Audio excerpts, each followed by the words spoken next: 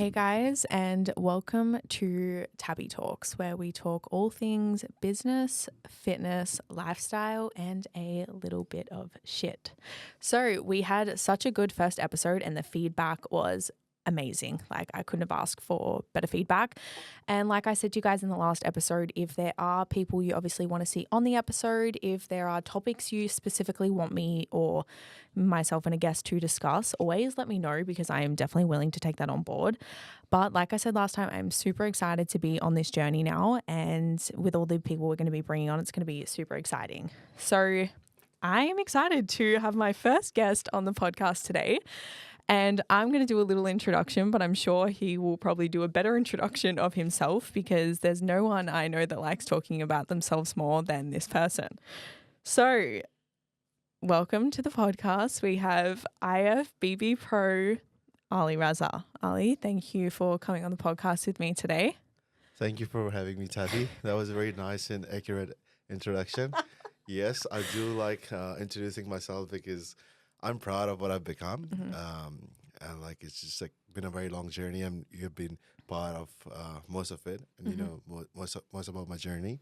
So thanks for having me here. No, you're welcome. You're welcome. It's crazy because a lot of people probably don't really realize our relationship and how big our friendship is. And what other people don't realize too is the big reason I'm actually where I am today and what got me even into the industry was actually because of you, which you obviously know. But the first ever bodybuilding gym I went to, the first ever person I met within competing, within the IFBB, like freaking you mean my ICN days, like you were there from the very start of my journey. So it's like you've seen me evolve and you helped me get to where I am.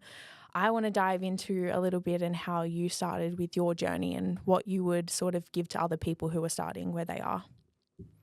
Well, it feels like yesterday when you walked into your first ICN show, and I still remember how much you have grown in the last 2-3 years in your competitive journey, and that's very inspiring.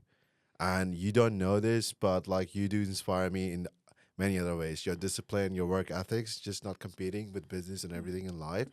You never know who you can inspire. Like I said to a lot of people, that I can even learn from someone who has just entered the industry or someone who's been there for like 40 years. You always learn from people. Well, my journey started a very long time ago. My journey started probably like 15 years ago. My first ever show was actually when I was 19. Oh, wow. Yeah. I didn't know that. Yeah. But it wasn't really a show associated with any federation. It was just a local show at the gym. So I was 19. I wasn't dieting. I wasn't doing... Was that in Australia? No, it was overseas. Okay. It was back in Pakistan. I moved from the Middle East to Pakistan for 2 years, and a guy spotted me at the gym. He's like, "Why don't you compete?" I'm like, "It's not my thing. I've never thought of it." I was 100% natty back then, right? But like, I was genetically gifted, and I was, I would say, because I came from the Middle East, so I was in a better shape and condition than most local people over there. I hopped on stage, and I was 19, and I won the show. Wow. Yeah. And do you think, say, if you were like that same physique and age in Australia, would you have placed? I would have played last. I would not make the first call out because I didn't have no sense of dieting, and I'm gonna get there how it happened in Australia. Then I moved to Australia. I still remember I wore a singlet to the gym. Oh no! And then I'm like, I went to reception to buy a hoodie for myself. I'm like, there's no way I'm going to be wearing. What was the first gym you went to? When Caroline you came here? Springs, Durham Gym, Caroline Springs, really? and I chose the biggest gym in Melbourne at that time too. So I'm like, who are these people? Why are they so big? And I met a lot of people. I met a lot of big names who later on to go into Olympia as well. Like I met a lot of people at that gym. I still remember then. So how I got into competing in Australia is a funny story too. This goes back in 2015, right? So I thought I've done a show in Pakistan. I'm like, you know what? There's no way I'm going to compete in Australia. You would know I don't have the biggest legs, right? So I'm like, there's no way I can hop on stage here with all these guys with big quads and genetically gifted calves and legs. So Josh. But did you compete in physique in Pakistan? No, it was bodybuilding. No way. Yeah. No, Really? Does it tell you the standard over there? Yeah. tells you something, right? Yeah. I won by my upper body. Like my upper body was really good. I just somehow chose the right angle for my legs and made it look big. Yeah. Yeah, but even then, when I look back at the pictures, I hide it on my No Facebook. I'm like, way. I gotta hide these pictures, right? And the funniest thing They're is archived on the Instagram. they're archived. They never been on Instagram. Okay, Instagram wasn't around Yeah, then. Instagram wasn't around back then. Facebook was.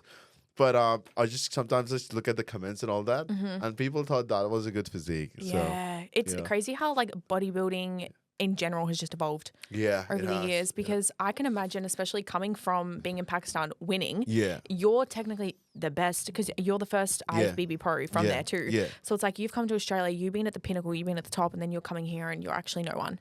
And it's I like know. you, as some people would have felt fucking defeated by that and been like, yeah, all right, I'm either going to go back and keep going or I'm not going to do it here because it's not worth my time. So like when I moved here, right, and the first 9 years was a completely different. I was a completely different person. I was still learning about bodybuilding and myself. And like I said, back in 2015, Josh, like this is how motivating one person can be, right? He came up to me. It's like when I'll be seeing you on stage, and I'm like, I don't know if I can do bodybuilding. He's like, there's a new category that's called men's physique, and I'm like, oh, cool. And just because was classic a physique? No, It wasn't a thing then, was it? classic wasn't a thing. Men's physique was a thing, and he showed me a few pictures of guys in board shows. I'm like, I probably can do this, right? And then I thought to myself, oh, this is just gonna be like Pakistan. I'm gonna go on stage and I'm gonna place, right? I went on stage. I got absolutely smashed. What show did you do? It was the so they were having the Arnold Classic Australia back in 2015. And they had the stage shows. Yeah. I did the stage show. I did not even know how to get a tan done, right? Oh, you're So, kidding. yeah. You probably don't even need a tan. Yeah. That's what I thought. But you had to get like tan done a day before the show. I got my tan done. I went on stage. I didn't know how to pose. And but what happened was I looked backstage and I'm like, I looked at the guys and I'm like, oh, if I was conditioned, I could have probably taken something out of this, right? Yeah. But I did not know the importance of a coach. I never had a coach. I was going to say, you still didn't at this time. No, I didn't know how to diet or even train, but I was just going by what I look like in the gym and just jumping on stage just because of what my audience think I was, right? Right. And then fast forward to 2017. I did another show before that in 2016. Okay, 2016, I'm like, I'm not gonna do a show if I don't place anymore, right? Okay. So I downloaded a diet plan from Google, just a random diet plan. You're kidding. Yeah, and I dieted for 3 weeks, and at the Arnold Classic Amateur Yeah. in 2016, in the novice, I got 4th place. Okay. And how many people were in the lineup? And there were 4? like 9, 10 people. Yeah, That's not bad. It's That's not bad. So you're like first call out. Yeah, and like it was just like that gave me hope. Yeah. I was ready to quit. I was like, Sometimes that's what you need. yeah, but still, I went off bodybuilding and everything. Yeah. And then I remember the first I wanted to get back into bodybuilding. Then I decided that I need a coach. That's when I met Scott Goble. Oh, wow. So Yeah. how many years had you been competing before you had a coach? 2. I don't want to count Pakistan at the show. Yeah. But like it was like 2015, my first show, 2016. Yeah. End of 2016, I went to Scott Goble. I stepped into his office and I'm like, hey, How did you find Scott? he used to make really funny posts on social media. So I'm like, this guy, Okay. he's my kind of a guy. Yeah. I Scott's can work, funny, yeah, isn't he? I can work with him. And also, like, I saw some of his clients. I'm like, okay. I remember one of his clients had obliques. I'm like, I want that. I never had that in my life. I thought he's just gonna do some. Yeah. It has to do something with the workout or the diet plan. But it was mainly genetics, and the leaner you get, you get more sharper obliques. So I went to his office, and he's like, "You're made for this. You're made for men's physique." I'm like, "Hey, Scotty, I just want to get top 6, and that's it. I've never got." Wow. Yeah. Yeah, I was like, I just want to place top 6. And back then, I used to look up to the top physique athletes. Yeah. They were all competing in that show, the first show I did with Scott. Yeah. I used to message them and say, hey, you're a big inspiration. This is for people, your audience who, see a lot of bikini athletes as inspiration. So I used to message my physique athletes, my physique competitors that used to compete with me. I'm like, hey, how much do you charge for posing? You're an inspiration, all that. They were all competing in that first show that I did with Scott, right? Wow. So I went in to do that show. I just wanted top 6. I won the novice. Are you kidding? And I got second in the open. How long was your prep? 4 months. of dieting. That's crazy. Yeah. That's So crazy. I beat guys that I was literally messaging on Instagram saying you're an inspiration. And then when I hopped off stage, someone came up to me, a few people came up to me actually, including Scott Goebel. They're like, you should have won.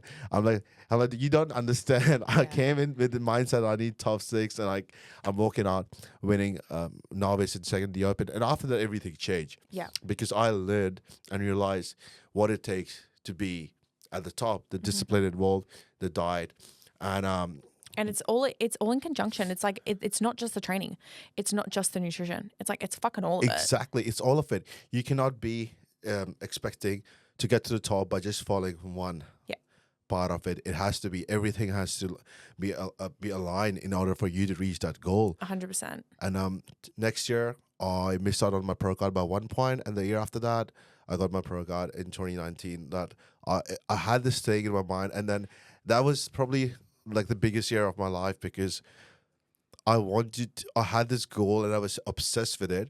I had no social life up until then. And never did anything except for bodybuilding, because I wanted that pro card. I wanted to be the first one to get it from bike country, and I achieved that. Yeah. And that changed everything. But I think that's like an okay thing. I don't think there's anything wrong with not having a social life, and there's so many people who look at it is in such a bad light. Like, bodybuilders have no life. Bodybuilders don't do anything. It's like, yeah, but we fucking love that. That's what we like to do. And obviously times have changed a little bit now. But in the past, like, in order for you to get to where you wanted to be, you had to make a sacrifice. And you have to make that sacrifice to fucking get a pro card and be someone who everyone else isn't. Look, I agree with this 110%. Even though I changed my approach for my last prep, I'm like, I'm going to try have a balanced life. But then at some point, I'm like, you know what? I don't deserve this, right? You don't. In my head, I'm like, when I placed whatever I placed, the placing the placing justified everything. And I'm like, you know what? I don't see myself winning this, because I still was trying to change. And I'm being very honest and open about it, because you cannot do both. You can't. You have to be better than everyone else, and you have to be on top of everything. You know, if someone is getting an extra hour of sleep, some extra steps done, they're outworking you. Yeah, they're outworking you. Yeah. And it's like, as soon as you're in an off season and you're not taking it seriously, well, someone else is. And it's like, if you're only on in your on season, you don't deserve to get a top placing if you're only working when it's the 20-week prep. Exactly, and you're only fooling yourself, right? I was justifying a lot of things in my head and on my social media about my prep and my lifestyle, because I kind of was enjoying the lifestyle, but everything is temporary. And I kind of realized that, okay, my life revolves around bodybuilding. Nothing makes me more happy than looking good, making progress. You know, I can socialize for the whole year. It's not going to make me feel any better, but if I jump on that stage once again and, get the placing I deserve, that's going to make me feel really good. You know what? Like, there's nothing that feels better than self-development. When you do the shit that you say you're going to do, and I love the feeling, for me, like, people ask about like motivation, what keeps you wanting more? For me, it's like that ego aspect. I love fucking working harder than other people. I love doing something that someone else can't do. And like, whether that sounds bad or not, I like that. I like outworking people, but you've got to outwork someone to be the best. You have to. Like, exactly. But like, when I go back like 6 years ago, 7 years ago, when Instagram wasn't that big, people were actually outworking people in silence. Now it's become more of a thing that you need to justify your hard Show work. everyone what you're doing. On Instagram. I remember I wasn't even active on Instagram up until 2019, 2020. Yeah. And Instagram is such a highlight reel too. Like, I won't lie to you, I post the things I like to post, and that's why even just this year I've tried to post more about the shitty side of things you don't see. And the fact is, some people just aren't going to be vulnerable, but some people are, because you can bring networks together, and both of us, we have platforms. I think if we have the ability to bring people together and to communicate what the truth is, then like, we're fucking lying to people if we're not doing that. And people want to see it. People want to see the highs and lows. People want to see the highs and lows, exactly, because no one is perfect. You don't have a perfect prep. You don't have a perfect life, business, nothing. You need to talk about the downside and the lows of it, so that people are aware that it's not, the grass is not always greener on the other side. It's not. There are problems that you face, and there are so many things that I have seen you go through personally, and you have only spoken about a part of it. So you got to where you are after a lot of sacrifices as well. Yeah. It's not like people don't see that side of things. People don't see when you are going through your hard time, because obviously we are athletes. We need to be very mature about how we go about things on Instagram. We can't post what we go through. Exactly. And it's like, even with what I'm going through, obviously with my health and stuff now, Yes, it's like people have kind of seen me in the bodybuilding era, and then they're like, yep, she's going through a bad time now. It's like people didn't see what I fucking went through before I competed. Like, I got into competing for a reason as well. And I think it's awesome that we all have our reason behind why we do what we do. And that's why when we get the inquiries, when we get the messages daily being like, hey, I want to compete, and that they have no fucking purpose behind why they want to compete, it's like, almost, you're not going to make it. Like, I almost think adversity fucking bleeds success. Yeah, look, I think if you want to compete just for an Instagram post, it's not your thing. No. If you want to compete, say a lot of people don't want to compete and have a career, but they would just want to test the potential of their physique and see how far they can push it and how good they can look. They're not necessarily looking for the placing. Yeah. If you want to do that for that reason, I'm all for it. But like, if you just want to do it to impress your audience, I think no one gives a fuck. Yeah, no one gives a fuck. I don't think people realize, like, honestly, yes, the bodybuilding world, we all think it's like such a big thing, but a lot of people walking down the street have no idea what bodybuilding is. If you told them you were an IFBB pro, they'd be like, cool. It happened to me before. I'm like, I'm an IFBB pro. I'm like, let me into the Osborne. I'm an IFBB pro. And I had to say, like, you have to explain it. So I'm a pro athlete. And then they ask questions like, how much do you get? This is I don't get paid. I don't get paid. Okay, so you're a pro athlete, you don't get paid. Cool. So yeah, half the people don't know. No. People who know what an IFBB pro is, like, okay, cool. Like, there's 2 pro gods given in Australia. It's a big deal over here. It's hard, yeah. It's not even a big deal in America. Like, you can go around. Not. Yeah, because in America there's competitions every week. Like, I don't think people realize bodybuilding in Australia is so small, and we have such limited opportunity that it's like there's no room for error. And that's why our preps are so important and so drastic, because it's like, well, we have like a one chance a year to like try and do something fucking good. Exactly. It was even harder before all of this. Like, I remember up until 2018, 2019, getting a pro card in Australia was a really big deal, because people weren't doing amateur shows overseas. Yeah, now they are. Yeah, now they are. And we had like 1 pro card a year. So bodybuilding has evolved in Australia. It's become more competitive. I think Australia is really competitive. Oh, the standard is insane now. Especially in bikini, like what I've seen, it's insane. The amount of athletes you have here, it's very competitive. So even if you place top 3, you're a big deal. No, I agree. If you're getting top call outs in like your shows at like an amateur level in Australia, I think you have a good opportunity overseas. Exactly. Yeah. But where would you say someone sort of needs to not even necessarily draw the line, but we see so many competitors, especially now, they're just going show after show after show, season after season after season. Where is it that you say, okay, draw the line, maybe take an off season, or you need to do something? So see, you got to go by feedbacks, right? If you get the same feedback for the next 3 shows that you need to grow your glutes or you need to bring a body part up, you cannot do it in between shows. You need to have an off season. Yeah. If you think, okay, my size is the issue here, you need to take an off season. If conditioning is a thing, you can probably try a different peak week protocol, or you can try work harder and get a bit leaner. But if it's something you need to grow, you can never do that in between shows. No. And I think what people don't realize is like a 6-month off season, like great, but take a little bit longer. Take a little bit longer. Yeah. Because as a female especially, you need to be very patient with growth, because growth comes a bit slower than many athletes. Like for example, for a male, you can probably push a little bit extra, but with females, you need to be very careful. And also our fucking hormones. The hormones. Yeah. Like 6 months for a female is not enough time. Exactly. Like, I usually want my clients working with me for minimum 6 months before they prep, but it's not usually 6 months so that we can work on their growth. It's usually 6 months so I can just understand your body. Like you mentioned 6 months, right? I also want to mention that you got to trust your coach. In an off season, you have to tell them everything. You have to be really honest. I was very honest with my coach. Yeah. He would say things, which I totally understand. Like, you need to have a thick skin and be like, hey, coach, I fucked up. I think that's what's good about Scotty. He's so fucking honest. Like, he'll tell you if you're not looking good. I pushed his buttons.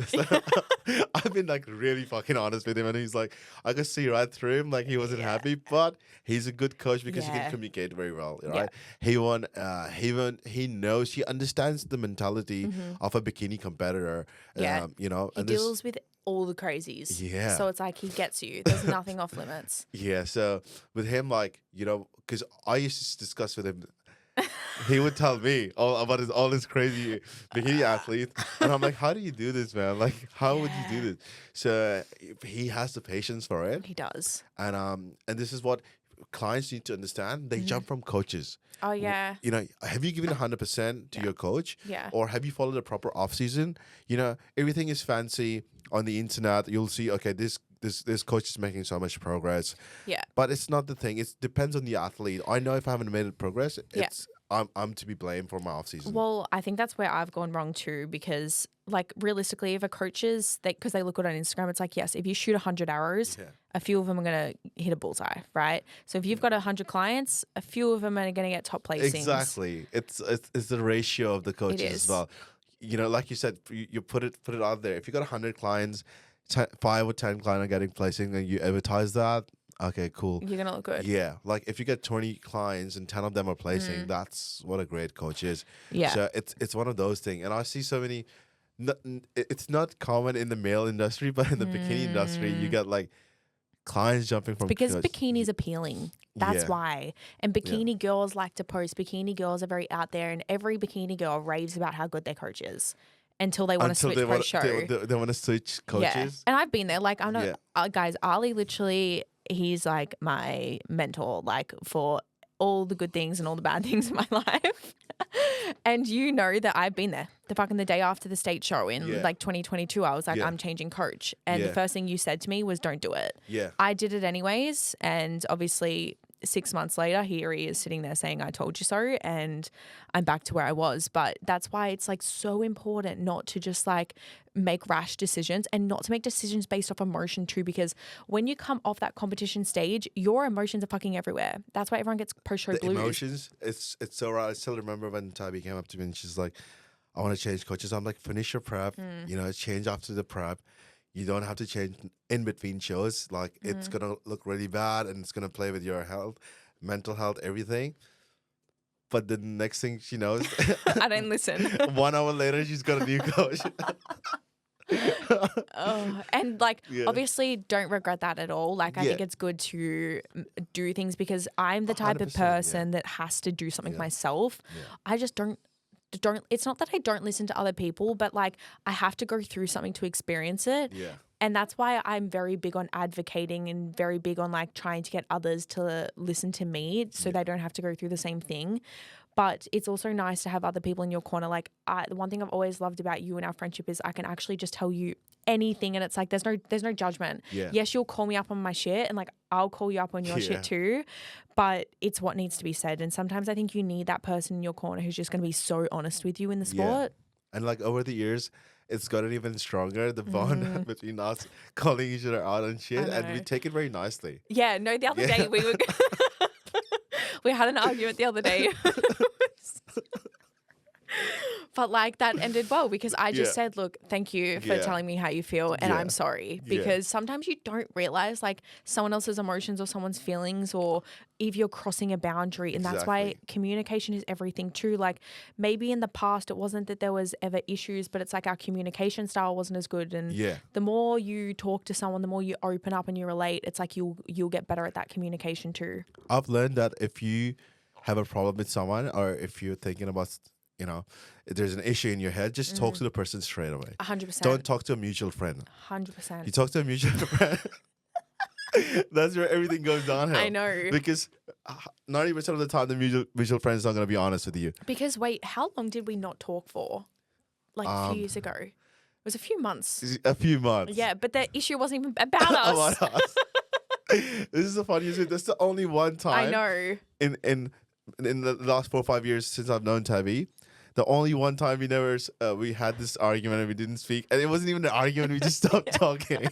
Yeah. It was. That was so It was. weird. I mean, our issue said you can. What you can take away from this is like if you have a problem with anyone, just talk to them face Just to talk face. to them. Not a mutual It's friend. not a Yeah. a big deal either. Like It's not. If they're truly your friend, they will understand. Yeah. You know, they will understand that you're not going behind their back. You're coming onto their face and saying, "Okay, this is my issue. yeah.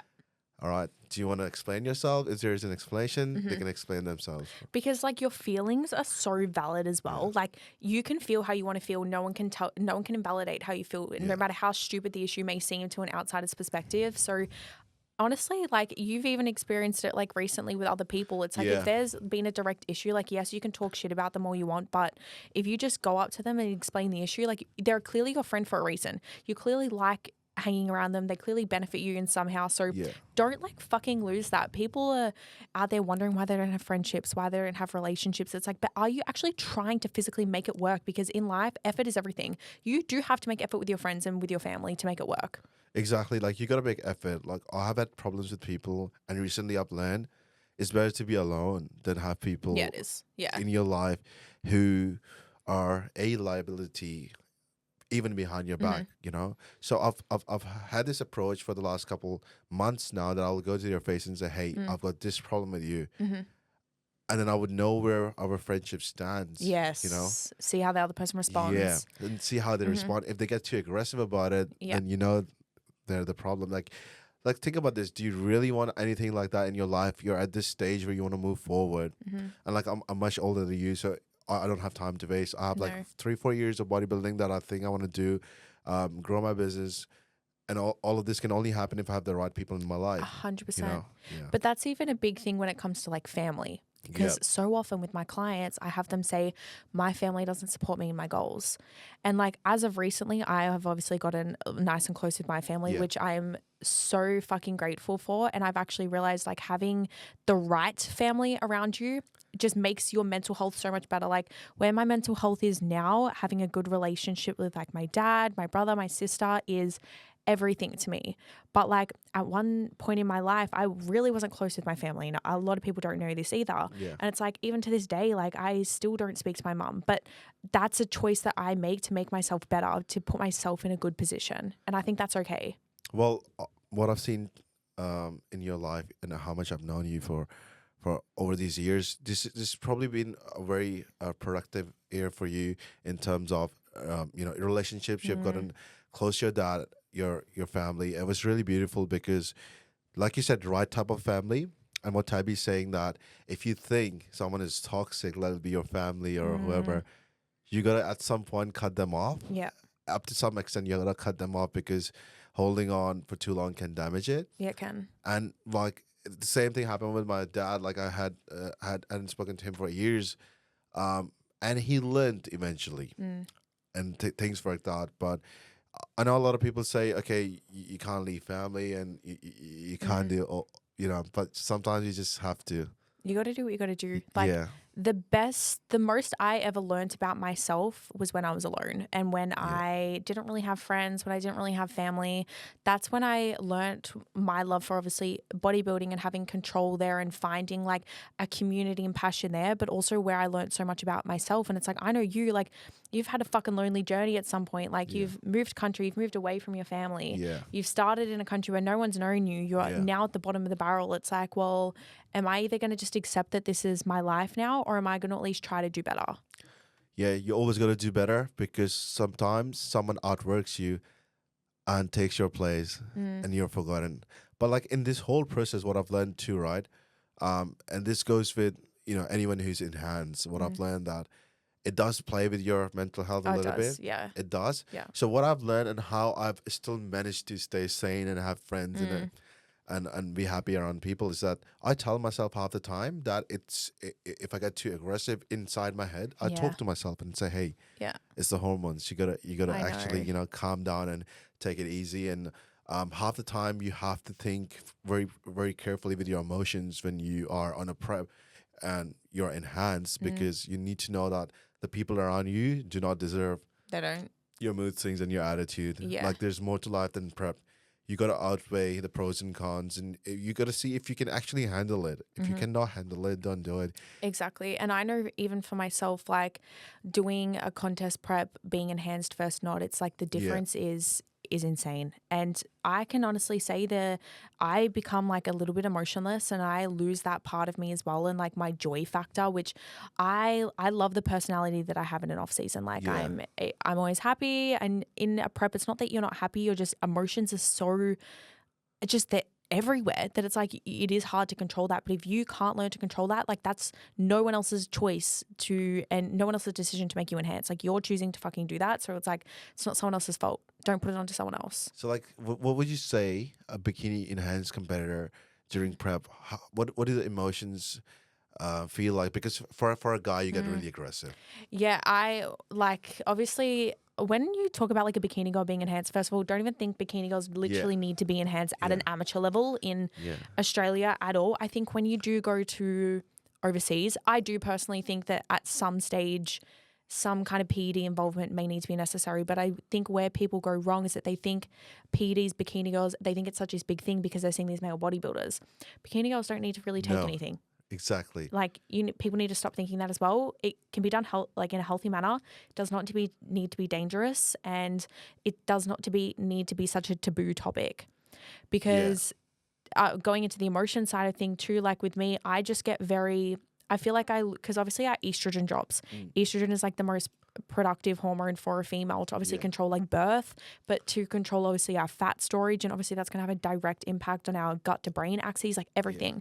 So as soon as our estrogen drops, fuck the hormones, fuck the feelings. Like I'm not happy. I'm also not sad. So I'm like in this level of like just like dark beast mode prep. And I almost feel like that's what I like in a prep too. But then I get out of the prep and everyone's like, yeah, you're a bitch. And I'm like, really? But luckily you haven't really been a bitch to me. No, but prep. like I have no reason. Yeah. No, but again, probably because I handle myself well. Like I handle myself like a fucking athlete. You do. So that's what you need to do. You need to learn how to handle yourself. Yeah. If you're going in hands, you chose to go in hands. You need to, like, some of my male clients, right, who have partners, I'm like to them, you got to ask your partner first if you want to go in hands. Because I actually tell them, you got to take permission from your partner, because I'm not taking all the blame for your mood swings and all that. And some of my clients, they share their screenshots with your partner. They're like, I'm like, you're wrong.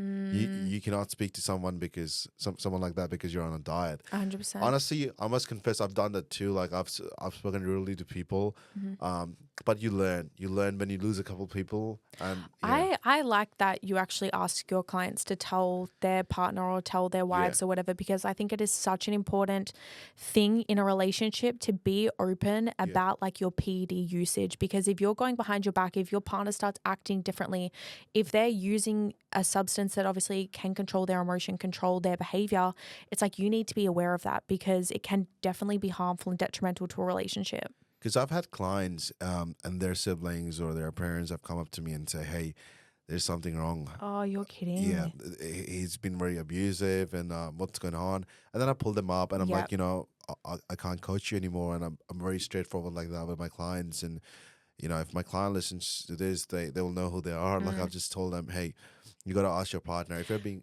But I don't also want someone listening to this thinking drugs or PEDs are going to make me angry. Yeah, because that's not always the case either. It's so put it this way: let's just say if you're an idiot, you're going to be even more of an idiot. Yes, it just exacerbates. You're just enhanced. Yeah, agreed. It's not. You can't just say. I know a lot of people use this excuse. Oh, it was not me. It's this steroid. Yeah, brother, you're an idiot. You're an idiot in the first place. And you've always been an idiot. You're just more of an idiot now. Don't let so true. But I think a good thing about like both of our platforms is we are both like pretty open and honest about it too. It's not taboo. Yeah. And I was speaking about this in my first podcast because this is actually funny, guys, and a little go down memory lane. But the first time I took PDs, first time I was with Ali Raza. But the thing is, yes, that's funny, but I had no one to talk to about it. Yeah. And it's like I needed someone who could give me advice. I needed someone who had the education and the knowledge. And there was obviously no one better than you to come to who I could be open and honest with about it, because it was such a taboo topic. But I even think from 4 years ago to now, even in the male industry, it's a lot more talked about. I know, because it's like, I never spoke about it in the early stages of my career back in 2017, but now I do because, I've got kids. I've had kids, and I speak about it because a lot of people cannot have kids when they're on hormones, and a lot of my clients have come up to me who cannot have kids because Oh, they you're have kidding. abused it for years. Get the right advice. Get the right advice, because this is what I'm like to my clients. You need to speak to your partner first, Yeah. because she's gonna suffer. You're gonna take your Yeah. anger on her, and I'm gonna get all the blame. Yeah. So this is why, when you came to me the first time, I'm like, how old are you? But then again, you wanted to be very safe about it. You didn't go crazy. Because at the end of the day, too, if someone's coming to you for advice, they're probably going to do it either way. So you may as well give them the right advice. And especially you. You would have gone to someone else. I would have. Yeah. And you knew that too. So you're like, I may as well tell you what I can. Yeah. But which is good. I think it's always important to have someone in your corner and to chat about it. Never go behind someone else's back, because I've been in this position in a relationship where my partner is used without telling me, and I've found out, and then I've been like, I just felt betrayed.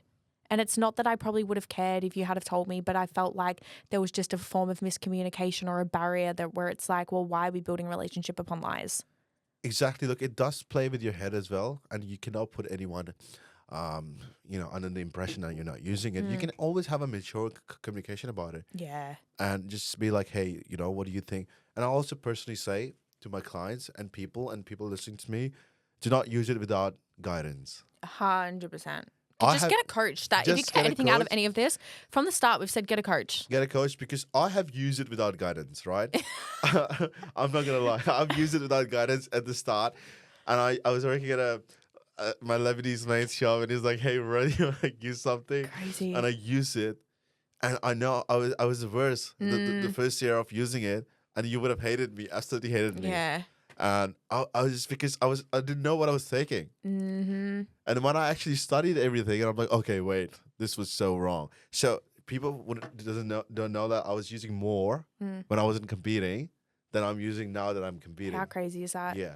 Because I was under the impression, okay, I need to use this good stuff to get big, which 80% of the boys who don't train now with a coach think that it's just stuff that's going to make them grow. They think the more the better. Yeah, the more the better. Not the case at all. Or they would say the stuff is not good, or they'll come up with something, but it's just the food that you eat and how much you sleep. I even saw like a TikTok of C-Bum, and I think he did a YouTube video saying that he's taken less PEDs in the last 2 years to win Mr. Olympia than he did early on, and everyone's talking about how much shit he's talking, how much he's running, and I believe him 100%. Because my last prep that I did, that was least amount of stuff that I've used. I think, and it was the best you've looked, and the best I've looked. So it's all like, I was asking my coach can I push a little bit more, but it was just like, no, you don't need to. This is why you can never prep by yourself sometimes, because my mind was telling me, hey, I should use more. Maybe I should have a cheat meal, and I was talking myself into having a cheat meal. Yeah. This is why you should always have a coach. And I don't know about you, but I don't think I've really ever done a contest prep where I've thought, I'm ready. Yeah, no. You can't explain that feeling to anyone, because everyone's like, what the fuck, you look so lean. You're like, I'm not ready. I'm not ready. And like, when my clients, they come up to me and this is just the worst thing. They compare themselves to other athletes on Instagram. Comparison. How many people have you seen on Instagram that look absolutely unreal, and then you see them in real life and you think it's a different person? I'm like, where's the filter? It's not on the stage, But it's what we were saying before, like Instagram posts the highlight reel. So you're going to look at your other competitors and you're going to think their physique is so much better than you. It's like, of course, I'm posting my best check-ins. I am. Of course, I'm not going to post my shit ones. But then I probably get up on stage too, and people are like, fuck, her glutes looked bigger on Instagram. Like... I know. It's just like, by yourself, if you post a check-in by yourself, right? You're not getting compared to anyone. You might look bigger. You might look leaner. Yeah, no one's next to you. If you're next to someone, you're destroyed. Like, like it happened to me a lot of times. I used to look at all these. So I've competed with the Olympians back in America, and I'm like, some of them look really nice on Instagram. Yeah. And I'm like, man, I could never beat them. But do you think you have ever struggled with comparison? Comparison as in like with other athletes? Comparing yourself to other athletes? I have. But like once you get your pro card, you don't really care much, because you're competing against the best in the world. Yeah. In the amateur days, yes, I have. Like I used to compare myself. Oh, I have to beat this guy, because you're fighting against people in the same country to get a pro card. So you're like, who's competing, who's not. Whereas in the pro ranks, I never really have compared myself. But yeah, the amateur days, I used to struggle a lot with the comparison. And you'll enjoy it so much more if you don't compare yourselves to. Exactly. Like, So like I would advise just don't scroll through your Instagram in the last couple of days, or yeah. do not send your coach a message. Okay, this person looks so much better. Oh. You know, it's mind games. You do have to stop yourself from doing it though too, because it's even like people getting obsessive with watching food videos, people watching videos of other athletes. It's like, Yeah. that's where you get your head into a scramble. And Yeah. that's where you start to lose. As soon as you start comparing yourself, because comparison is literally the thief of joy. It is. It is. That's where you get your head into a scramble, and that's when It you've is. lost. And like over the years with my coaching clients, I've actually struggled to communicate and deliver this message. So now what I do is I put myself in their shoes, and I'm like, what if this was my first show? Yeah. I would be asking the same stupid questions. So I should be nicer to them, you know, and 'Cause yeah. Technically, no question stupid. Exactly, because they will be sending me all these videos and messages saying this guy looks better. So I'm like, hey brother, I understand this is your first show, and I Yeah. would have felt the same. It's okay to express your emotions, but let's do this and this way. So I've grown as a coach as well, because now I think I put myself in my client's shoe and think of it. So the client should also put themselves in the coach's shoe and think of Yes. this. But coaching is so rewarding for that reason as well. Like, I freaking love it, because you are literally helping someone who's at the bottom and trying to help themselves build up. Yeah. But that's also where I see either a lot of clients leaving coaches, or a lot of clients that are going into, not even myself with clients, but what I see with other athletes is doing their first prep thinking they were going to win. Yeah, no, It's like, you don't deserve to have that title or think that you're going to win. Great. If you've gone into your first season and you've won absolutely everything, yeah. okay, cool. Yeah. Good on you. That's Yeah. great. Yeah. But also, like, you need to lose. You're going to lose eventually. There is You no have pro to out there who's lose. undefeated. I mean, so like I said, on my first show with Scotty, the second show, I got so cocky, and Scotty was looking at me from a distance, and he's like, "Oh, you got 6 weeks." I'm like, "Don't worry, I'll be ready. I'll be ready." Yeah. And then when I was getting my tan done, and I saw the other guy, I knew I was gonna lose. Yeah. Because there's nothing I could do in a day, No. and that humbled me. So at some point, you will get humbled. And even the big names in the industry, everyone, the top Olympians, they've got humbled. But that brings them up even more, It and is. they come back stronger. So you need to lose at some point Yeah. to know, do not let it hurt your ego. Yeah. You know, we all have had it at some point, but I think you should not have an ego. Saying and implementing is a different thing. Like, I have said a lot of things too that I haven't implemented yet. But now I've learned that, okay, if I say something, I have to go through with it. You do. Yeah. Stick to your word, which I think is best. And Yeah. it's about losing it. Don't take like a loss, or don't take that you didn't get first call outs as a bad thing either. Yeah. And I know we're just talking about competing, but it's in life as well. Like, you're going to lose your job. You're going to lose a deal that you got with someone. It's like, Yeah. that's it's going to either make or break you, because some people will just accept it and be defeated by it, or you'll find a way to make it work. Like, even with me with the amateur in Japan, it's like, I just lost my pro card, but I didn't deserve a pro card. Firstly, if I had have got it, I'd be coming last in the pro ranks, and because I didn't get it, it's made me just want it that much more. And that's a very good way to put it, you know. And like at your age, I always say that you're much more mature, and you know where you're at.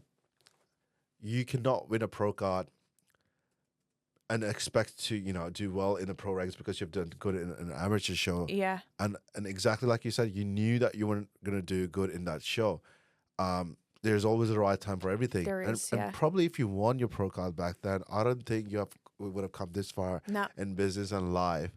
Everything happens for a reason. And like looking at your journey and your life from a distance, I can see how much the things that happened to you, you have taken the positive out of it, and you've fought everything, and you've come on top. And like everything that happened in your life is for a reason. So I agree. and people don't know, they haven't seen how strong you have to be to face what you have gone through. Because I've seen it, and that's what I tell my friends too, that you don't know what she's been through. Just because you put a smiling face on Instagram doesn't mean that they can see what you've been through. And right? that's why, but it's even like yourself, like you've gone through so much that it's like people would have no idea. But it's like we don't feel the need to just talk about it every day and make ourselves on Yeah. top of other people because we've gone through shit. Like, everyone in life is going to go through shit no matter what it is. And it's like, you could feel sorry for yourself. Exactly. Look, for me, it was just like when I visit my country overseas, and I'm like, yes, I've gone through shit, but people have gone through worse. Yeah. And Yeah. I'm like, should I be talking about it? Once I was talking about my fucking story to someone, and then this guy comes up with his story, and I'm like, okay. Yeah, I'll be quiet now. I'll be quiet now Yeah. because, yeah. It's like there's this theory that people say, okay, everyone has a box. Yeah. Everyone put every single one of like your top 10 problems in a box. Yeah. And okay, everyone around the table has to open their box and see what everyone else's 10 problems are. You'd probably still choose your problems over the other person's. Yeah. Which is Which interesting. is interesting, right? But it's perspective too. So it's not that like I've gone through something worse than the next person. It's they've never had to go through something that bad, so they don't know that level of emotion to try get out of it. I also blame social media for most of it because there are so many reels going on Instagram that you see and you're like, okay, I think my life is a big fucking problem because you don't see what they go through. No. You don't see what we go through. Like people look at, sometimes they look at me traveling or doing stuff and they're like, okay, this is so good. This is so great. But I know like 10 friends who can do better than me, but they just don't choose to. Yes. So it's a better choice as well, right? Yeah. And everyone can live their life differently. Yeah. And like everyone has different goals. They want to do something different with their money. That's fine. Like I discussed with you, I respect what they want to do with their money. And whereas like I want to live in the moment and, I don't worry about future too much because you worry about future too much, you just forget to live in the present. You never know when it's going to be taken away from you. Exactly. And your life actually was a big lesson for me because, Tabby and I used to go out and do stuff and all of a sudden, we were meant to catch up that day for breakfast when you went to the hospital. And I'm like, man, like I've seen that. And I'm like, okay, you just got to appreciate every single day and live it. And I think it's those moments too that make you realize who is really there for you as well. Yeah. Like, I was in a hospital 2.5 hours away from Melbourne, and it's like you were the first person there that same day at 11 p.m. at night, like by my side, like holding my hand. Like you realize the people that are going to be there for you when you go through those shit times. I couldn't believe it when that happened to you. I'm like, there's no way that I know what it's like to be in a hospital alone. So I drove all the way, and then when I was driving back, I almost hit a kangaroo. You would have ended up next to me. Yeah, this is what I thought. I'm like, is she planning this? Imagine. No, I agree. Yeah. But okay, a bit of a random question. Okay. On show day, Yeah. do you have like a show day ritual? Either like the night before, the day of the show, or like before you get on stage? Is there like a ritual you have to do? In what context? Like, would you... like, I do a lot of stuff that I do. A ritual. I wouldn't call it a ritual, but a night before my show, right? I want to make sure that I sleep and have a good sleep. Yeah. Do you take a Valium? Yeah. Okay, yeah. Yeah. Oh, we can be open about it, right? I was even smoking weed before. Oh, really? Yeah, but it actually made it worse. I've heard a lot of bodybuilders have done that. I've obviously would not. This is why I did it. I'm like, okay, a lot of bodybuilders have done it. I can get away with it. Yeah. But I actually ended up staying awake the whole night. Anxiety. I had anxiety. I think I was saying stuff in my room. I was like, hey, if I sleep, I'm not going to wake up. I was thinking about this the whole time. And I still remember. I'm going to miss my show day. Yeah. I stayed up the whole fucking night. Yeah. But Valium kind of helps. Yeah. Right? But show day, I treat it like, so I don't have my phone on. Yeah. I don't check internet. Nothing. I just listen to music, relax, and I try to go to bed really early and wake up early and be the first one in the venue. And yeah, I always say get to the venue early. Yeah.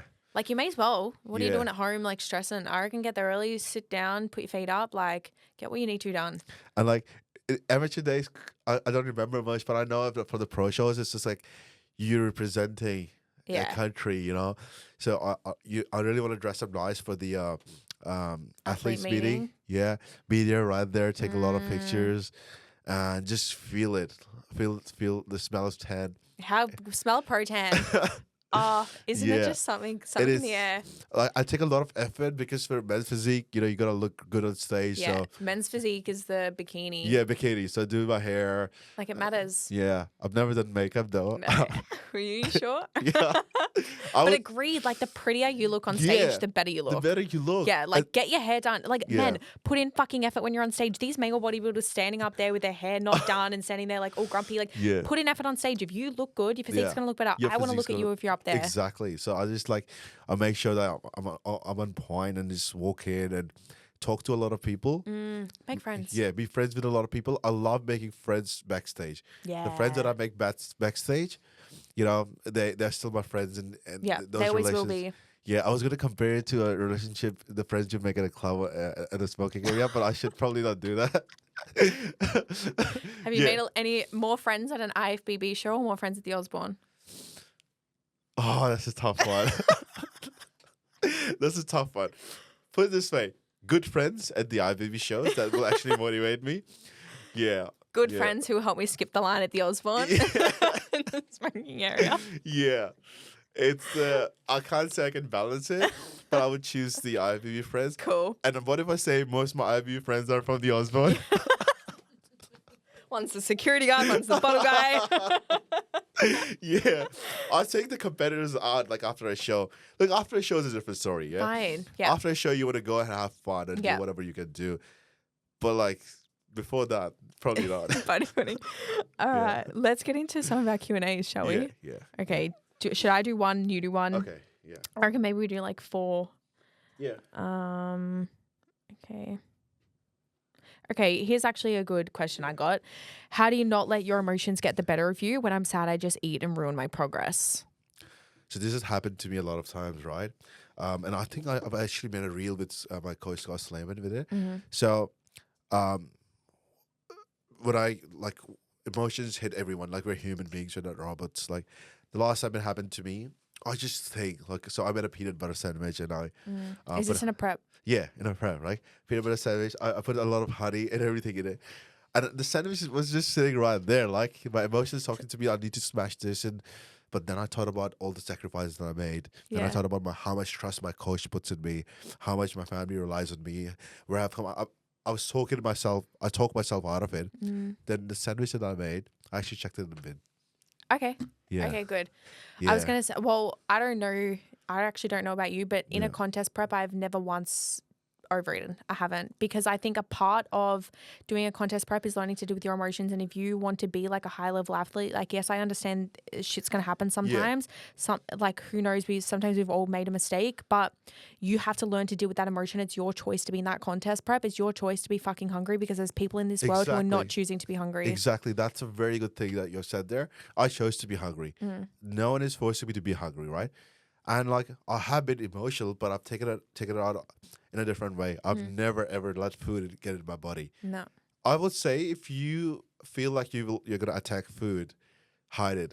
Yeah. Have your pantry empty. Yeah. I see all these people collecting food in their pantry. People like freezing food and putting it in their Yeah. freezer for after show Yeah, actually makes me sick. I know. It's just like, just hold on to it, man. Yeah. You know, it's gonna be better if you eat fresh food straight after the comp. The food is not going anywhere, and you are Yeah. setting yourself up for failure post show Yeah. if you are putting food in your freezer and freezing it.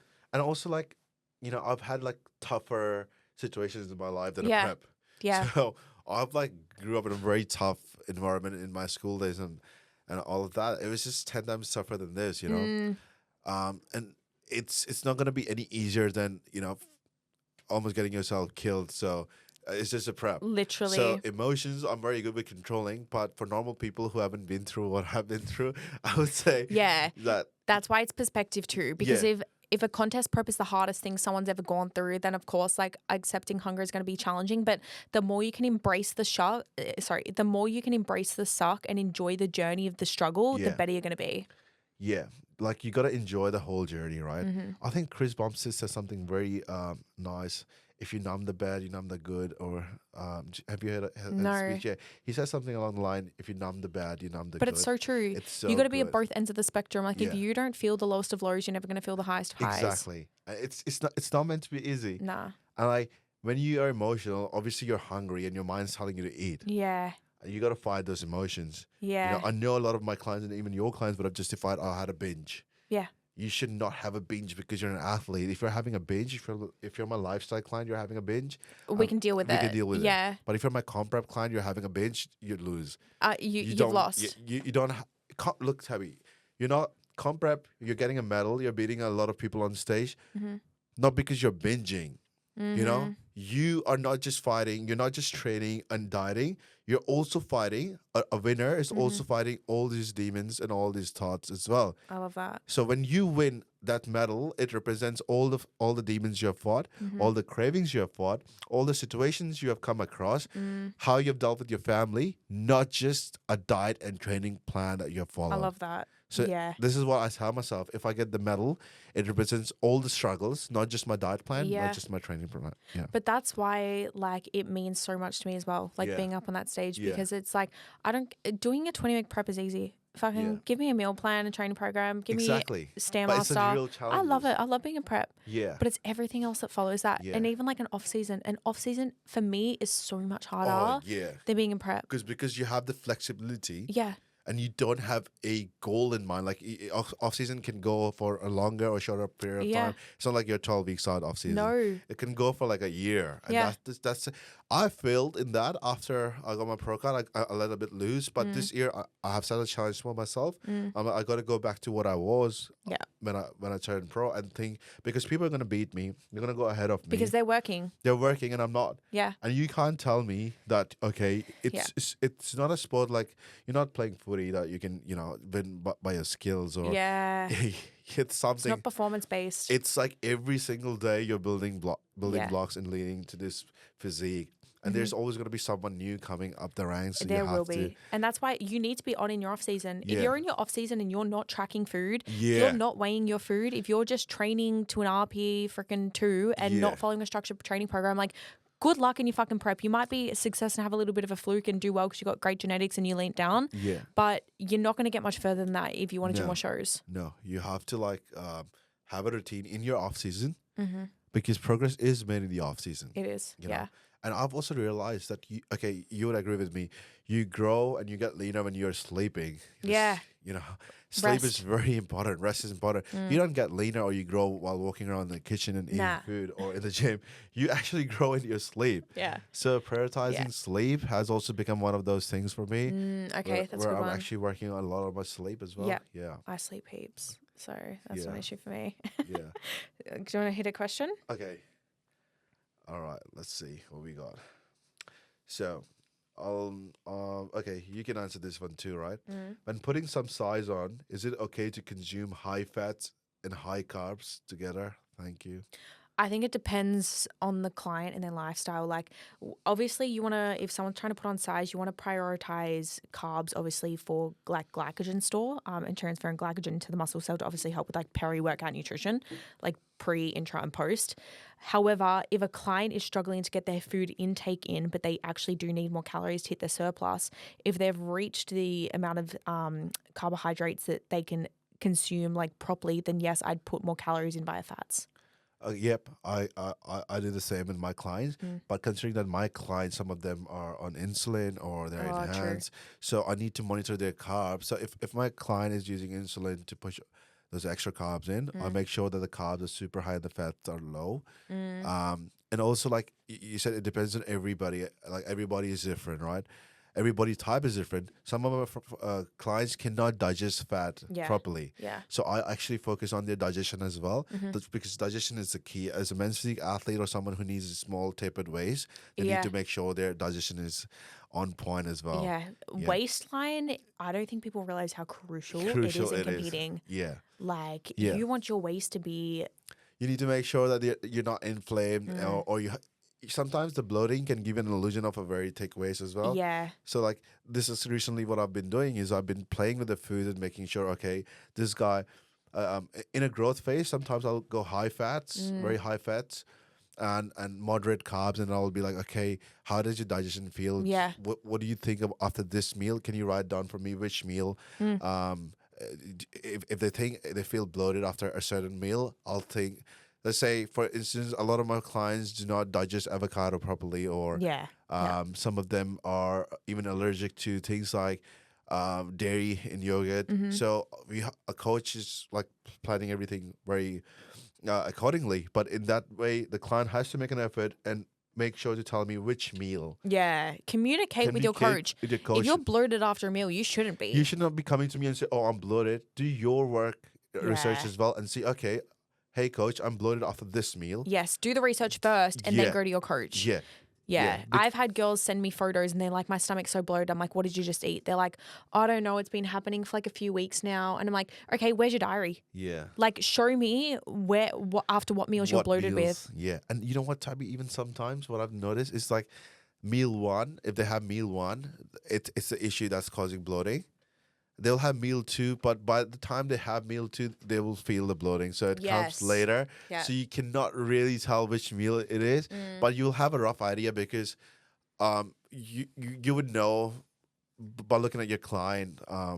Some people, like, just say, okay, like people from the subcontinent, like my country, I know because they grow up having high fats, high carb kind of diet. Yeah. So I know like people from my country what kind of diet their body is adjusted to. Whereas I know people who grew up in the West, I know what kind different of food. Yeah, that's so true. That's why I have a lot of clients from my country, because in the subcontinent, like Pakistan, You get India, it. yeah, because I understand their body. I know why they're inflamed, what kind of spices they eat, and how it plays with their gut.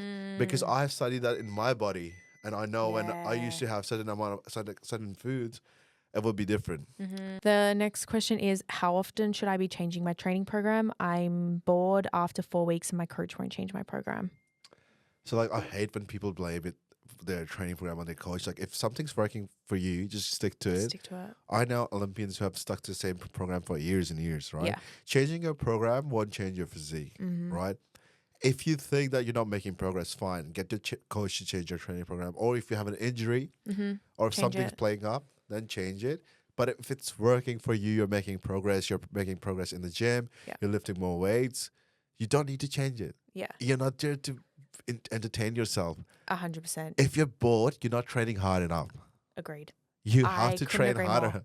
Like for my like Gen Pop clients, I usually change their training program like maybe every 6 to 8 weeks.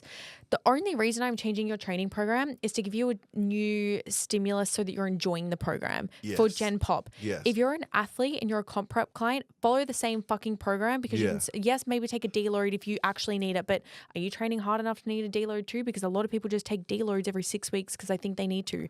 Do you actually physically need a deload? I don't take myself. I don't personally take one, and also people think that because they're paying us as a coach, we need to change their program. Yeah, I've had people say, "Oh, okay, like I'm still paying you. Look, you're paying me for the check-in and making sure that I'm supervising your progress and your transformation journey, whatever. But you're not paying me to change your program every week or to make changes, because sometimes you don't need to make change." I think a coach is actually doing you a disservice if they're changing your training program like every 4 to 6 weeks. Exactly. Because they're holding you back from achieving better results. As long as you see progress, you don't need to worry about all that. And like, progress sometimes is not seen on the weight scale. We can see through pictures if you're making progress or not. Yeah. Yeah. Yeah, no, agreed. I like progress photos. Look at the other variables, like, are you still increasing strength in the gym? Yeah. How is your sleep? How is your energy? How is your performance? Like, there's so many other variables that are not dictated by the number on the scales. Yeah. We'll take this one last questions. How do you both ensure you make time for your partners and spouses while training, and your family and your friend circle? That's a good question. Yeah. I think just like everything, it needs to be prioritized. Like in the sport of bodybuilding, you definitely need to be selfish. So what I do for my selfish hours is I wake up, I get what I need to do to help myself done. Yep. Look, you can be selfish, but you cannot compromise family and friends, because this sport you'll retire one day, family and friends. And you're going to have nothing fucking left. You're going to have nothing left. You gotta see what your friends or your family or your spouse wants. If their wants and needs are justified, if it's the right thing they want, if they want to go for a pancake or something, okay, you can probably say no and be like, okay, we can go somewhere, we can have a nice time. But if they need something that's justified, you need to do it. Yeah. If it's something like they want to go out clubbing, no, you probably don't even want that kind of spouse But or like, partner. fucking support your partner as well. Like, if Yeah. they're in a contest prep, or like a friend, don't be coming home with pizzas and burgers. And it's like, just out of decent human decency and respect, don't do that stuff around them. Don't do that. Even like people sending me videos of food. Yeah, rude. Don't test my patience because Yeah, this is support the them. sport I choose. Agreed. Right. But I think as well, like, do what you need to do, but you can have the best physique and be an asshole. But what happens when that physique is no longer there? You're going to have no friends or family around you. You got to think of the long term as well. Yeah. Right? You can't be a narcissist and be like, okay, this is all we need. This is all we need. That's why a lot of bodybuilders, they come across as narcissists or they eventually turn up and end up turning to be one. Yeah. 100%. Yeah. But even you, I think like you're such an amazing dad. Like you make time for your kids. If you're a bodybuilder out there, like there is no excuse not to have like a date week every time with like every week with your kids. Like you go out there on the weekend, you went and got pancakes like with your son. Yeah. You probably didn't even eat the pancakes, but like you still, whether you did or you didn't, it's like you went with him and then you went and did an activity. It's like you make so much effort with your kids that like for me, it's an amazing thing because I see that as like a father figure and your kids are going to grow up saying thank you. And I tell you that all the time, how amazing I think it is. And so often I'm like, just please go hang out with your kids today. And you're like, yep, that's exactly what we're going to do. We're going to go to the zoo, or I think that's awesome. I love that because I know growing up, what I didn't have from my father, I had a great mother, aunties and everything, an amazing family. But sometimes it's just one father figure is something you look up to. And, and I'm like, I'm going to do everything for my kids. Like for them, they come first and everything comes second. Agreed. And I've always like tried my best. Like I'm still learning. There's always people always learn, and I don't put it out there as much. But I actually can proudly say that I may have done a lot of things wrong in this life, but I've never been a bad father. I love that. Yeah. That is so nice. Like I don't know, for everyone, I think that's so important. So I was like 2 each. Yeah. Yeah, we'll stick with that. Yeah. Let's like end it with like a light-hearted, like, would you rather? Yeah. Okay. Do I go first or you? You go first. Because I can't think of anything right now. All right. Okay. Would you rather get rid of the Ifbb Pro card in your bio or never go to the Osborne again?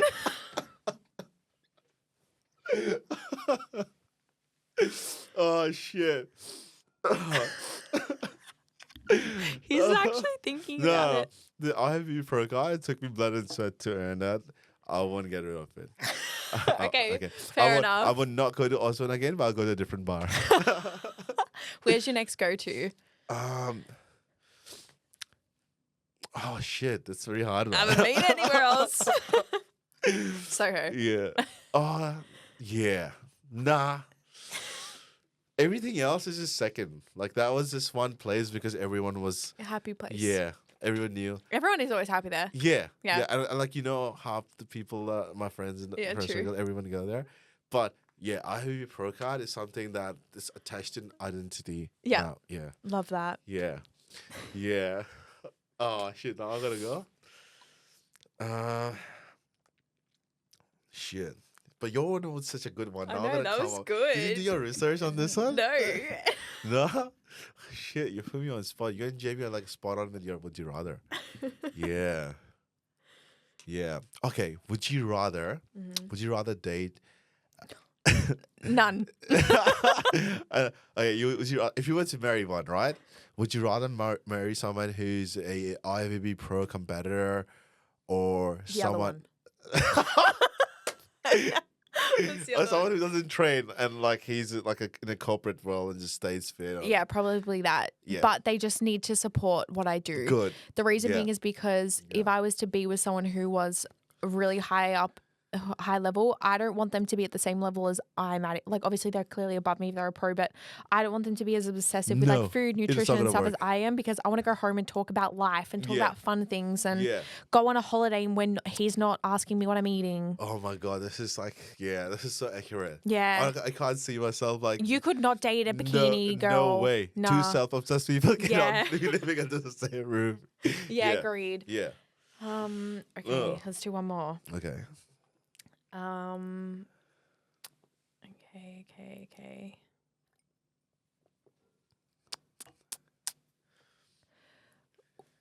All right. Would you rather go back in time and you're never allowed to have another cosmetic surgery again? Or you're only ever allowed to have 100 grams of protein for the rest of your life per day? Cosmetic surgery. I wouldn't.